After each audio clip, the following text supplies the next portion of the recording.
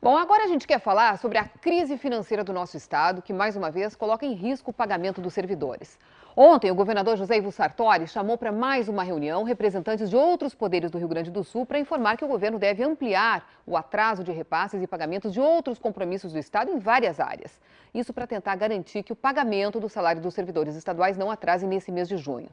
Desde que assumiu, o governo, esse discurso aí se repete. O Estado está no fundo do poço e a sociedade fica esperando caminhos para que não se afogue, mas eles não aparecem. Para esclarecer o que está sendo feito para tirar o Rio Grande do Sul dessa crise que parece sem fim, está conosco o secretário da Fazenda, Giovanni Feltz. Meu colega Túlio Milman também participa dessa entrevista. Bem-vindos, boa tarde. Boa tarde. Boa tarde. Bom, secretário, eu acho que já está muito claro para a sociedade que o Rio Grande do Sul está enfrentando uma crise sem tamanho. Agora, o que não está claro ainda é o que está sendo feito, as estratégias que o governo do estado está usando para tentar sair desse fundo do poço. É tão aguda a situação que o governo já percorreu dois caminhos bastante distintos. O primeiro foi o ajuste fiscal fase 1, ajuste fiscal gaúcho fase 1. A diminuição do número de secretarias, o contingenciamento do número de cargos de confiança, a reprogramação orçamentária, o decreto do dia 2 de janeiro. E outras iniciativas do ponto de vista da gestão e os seus resultados. Há algumas semanas atrás, o governador Sartori levou para a Assembleia, num ato inédito, numa demonstração de que está ali no parlamento a sociedade representada por inteiro, um conjunto de propostas para que a sociedade venha a estabelecer um debate e votar. O ajuste fiscal gaúcho, fase 2. E disse que serão medidas leves e que, por óbvio, podem nos induzir a acreditar que medidas um pouco mais duras virão daí em outras fases. Justamente isso. A sensação que a gente tem olhando é que sempre os mesmos acabam pagando a conta. A gente tem cortes na saúde, cortes na educação, cortes na segurança. Será que não tem outro caminho a não ser transferir essa conta para quem já paga ela há tanto tempo, que é a população? Se nós tivéssemos condições absolutas na sociedade do Rio Grande do Sul, especialmente na sua economia, de carregar recursos para o Tesouro em volume suficiente para fazer frente especialmente a essas áreas mais nevrálgicas e de grande repercussão, quem seria o governante, quem seria o político que estaria a sonegar recursos, especialmente para a saúde, educação e segurança pública? Bom, quando o senhor fala então em medidas pesadas aí, que medidas a gente pode esperar? Nenhuma das alternativas que eventualmente possa se cogitar, do ponto de vista de atingirmos, quem sabe, aquilo que se propõe o governo, que é colocar o trem em cima dos trilhos, não viabilizar o governo Sartori, porque isto seria uma decorrência, mas viabilizar o estado do Rio Grande do Sul, plantar uma semente que possa frutificar logo ali adiante e com parcimônia, quero crer que nós estejamos fazendo isso. O governo tem claro esse caminho, não? Às vezes dá a impressão que não está muito claro ainda que caminho seguir, quer dizer, corta ali, corta aqui, a cena ali, parece meio errático, né? Parece meio randômico, assim. Eu discordo tem um caminho. Da questão de sermos erráticos. O governador Sartori tem sido absolutamente inclemente que nós temos caminhos a percorrer. Tem sim, verdadeiramente, uma estratégia. Por óbvio também... Mas tem um mistério, quer dizer, essa estratégia vezes... não é passada... Exatamente, o que a gente fica pensando Porque, é isso, por exemplo, que é um vou mistério. fazer uma pergunta direta. Vai ter aumento de impostos ou não vai ter? Nenhuma das alternativas podem ser desconsideradas, inclusive esta que tu acenas aqui. Agora, por óbvio, no momento devido e adequado, quem sabe com a devida maturação da sociedade do Rio Grande, do Parlamento do Estado do Rio Grande do Sul, se assenhorando cada dia mais do convencimento da nossa necessidade, das nossas dificuldades, talvez medidas outras possam ser propostas e mais palatáveis. Quando a gente ouve tanto aí falar em crise, a gente fica esperando, na verdade, secretário, uma medida mais ousada para resolver isso, né? Porque a gente sabe que cada vez que se fala mais em crise, mais as pessoas ficam com medo de investir, de fazer compras, com isso diminui ainda mais a arrecadação, que é o que está acontecendo hoje, né? O nosso ICMS está cada vez pior, aumenta mais o déficit, enfim. Na verdade, é uma decorrência desse estado de coisas. E o Rio Grande do Sul paga duplamente pela sua condição estrutural e também pela nova orientação econômica do governo federal, que, convenhamos, tem feito corte em todas as áreas e que impactam brutalmente na economia do Rio Grande do Sul. Afinal de contas, nós somos um estado vocacionado para a exportação. E nós tivemos um decréscimo de 20% na atividade econômica do ponto de vista da exportação aqui no estado do Rio Grande do Sul. Por óbvio, isso afeta a nossa receita, que esta semana caiu em 50 milhões na receita de ICMS da indústria. Bom, por causa dessa crise financeira do Estado, já tem gente que nem passa mais pelo governo do Estado, já vai pedir dinheiro diretamente lá no governo federal, e é por isso que agora nós queremos chamar para essa conversa aqui a Carolina Bahia, direto de Brasília. Pessoal dos hospitais filantrópicos, por exemplo, estão indo com o Pires aí em Brasília, direto para o governo federal, não é mesmo, Carolina?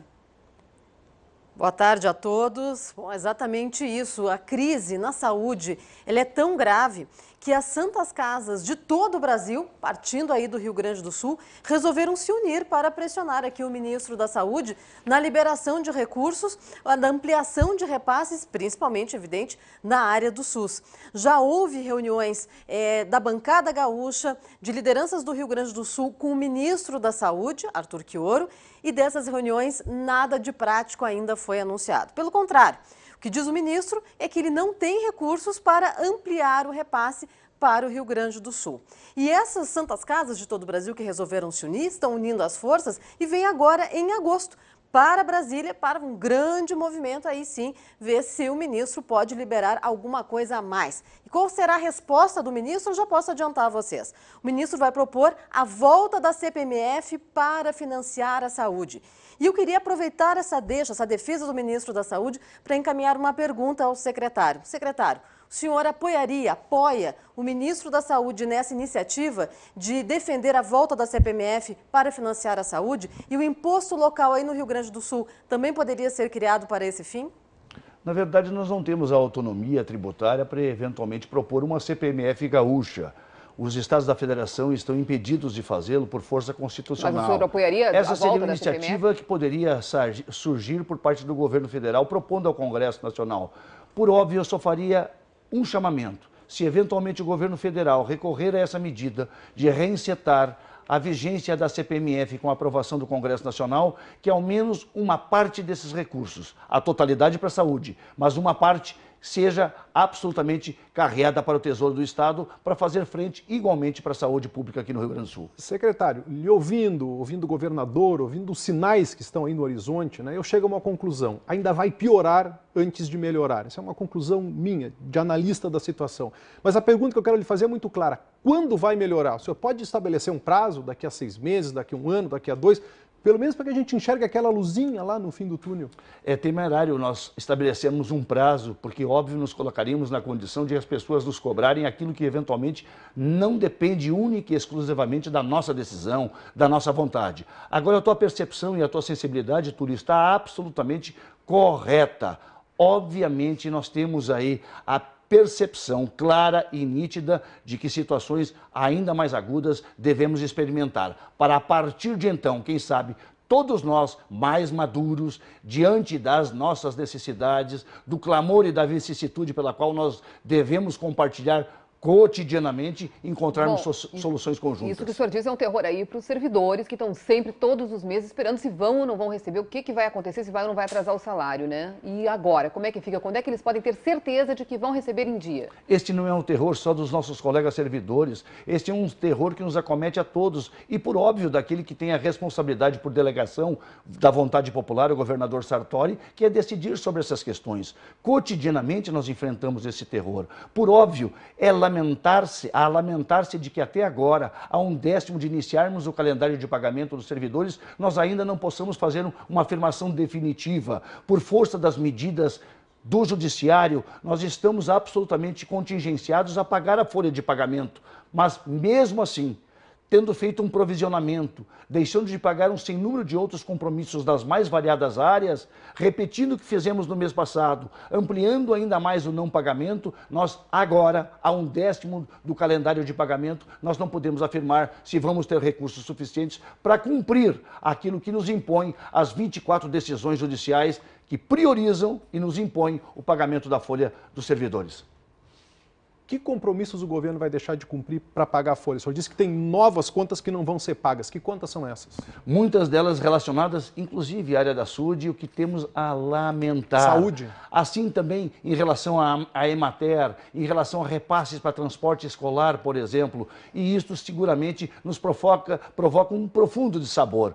Para finalizar, eu diria... Transporte escolar, secretário? Quem seria... Nós temos 24 decisões judiciais que nos impõem o pagamento da folha e o seu não parcelamento. Agora vale uma pergunta e uma provocação a cada um dos nossos telespectadores.